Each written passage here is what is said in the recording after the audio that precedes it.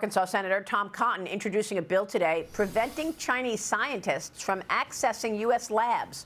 It also bars those scientists from Iran, North Korea, Russia, and Cuba, unless they have dual citizenship or they receive special exemptions. Joining me now is the man himself, Arkansas Senator and Chairman of the Senate Intelligence Committee, Tom Cotton. He is also the author of the New York Times best-selling book, 7 Things You Can't Say About China. Mr. Chairman, Senator, it's great to see you this morning. Thank you so much for being here.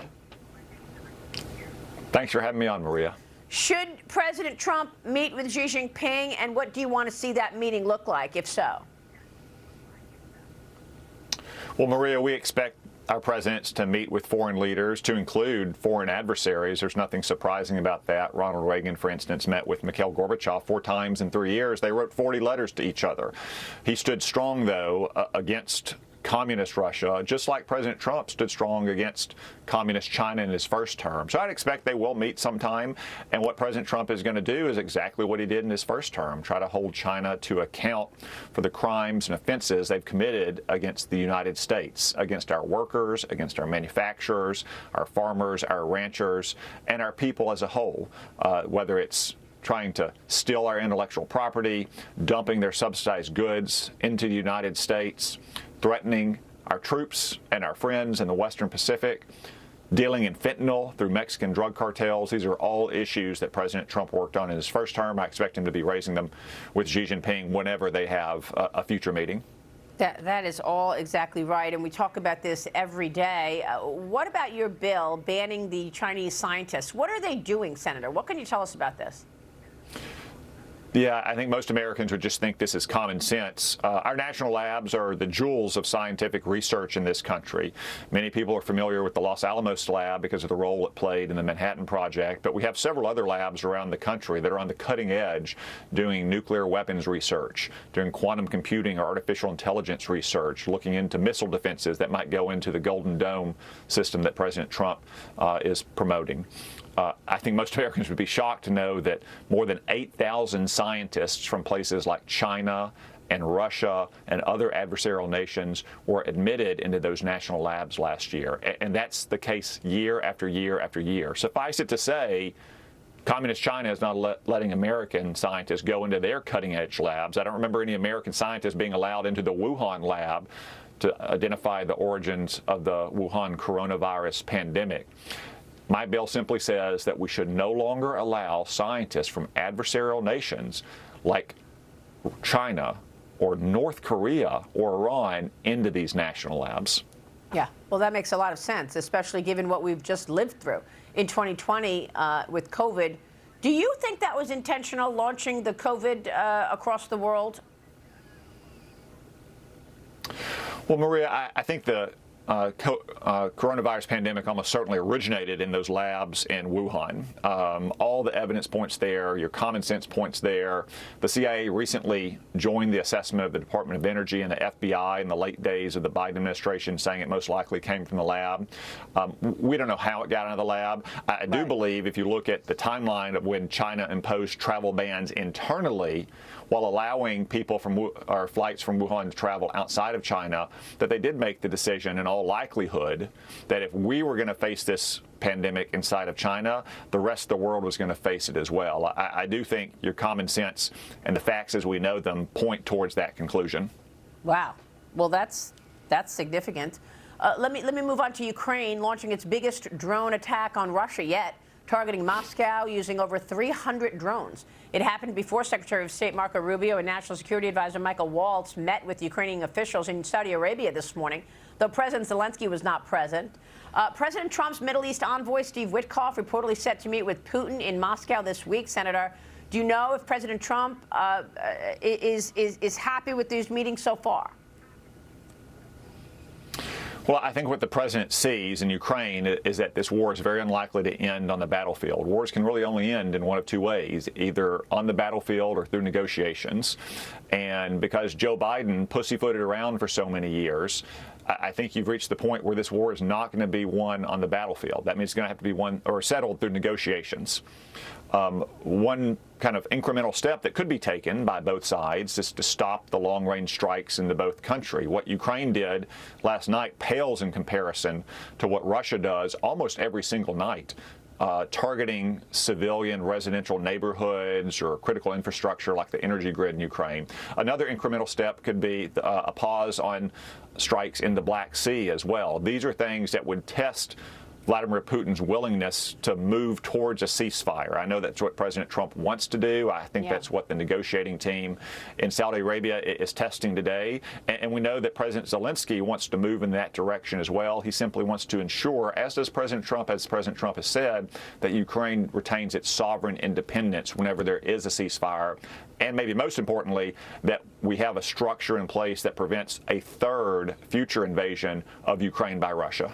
Yeah, I mean, Senator, the world was just, in shock after seeing the argument, the fight in the Oval Office between President Trump and Zelensky. And I know that in addition to pausing military aid to Ukraine, the United States also paused intelligence sharing. And, this was really, I thought this was really important, given the fact that we were sharing intelligence with Zelensky and the Ukrainian officials, and it gave them an opportunity to understand and know where the Russian operational movement was. Have we resumed sharing that intelligence with Ukraine, do you know? Maria, I think President Trump said a couple days ago that he expects it to resume very soon, maybe as soon as today after the meetings in Saudi Arabia. You're right that our military support has been important to Ukraine. Ukraine has a lot of weapons right now. They have enough weapons to fight for some time, but they do need that intelligence support to target Russian forces, especially Russian forces that are launching those long-range strikes against civilian targets inside Ukraine, as well as to identify those incoming rockets, missiles, and drones to try to protect Ukrainian civilians. So I think President Trump said, again, a couple days ago, he expects to resume that support soon. It may happen as soon as today, depending on how these talks go in Saudi Arabia.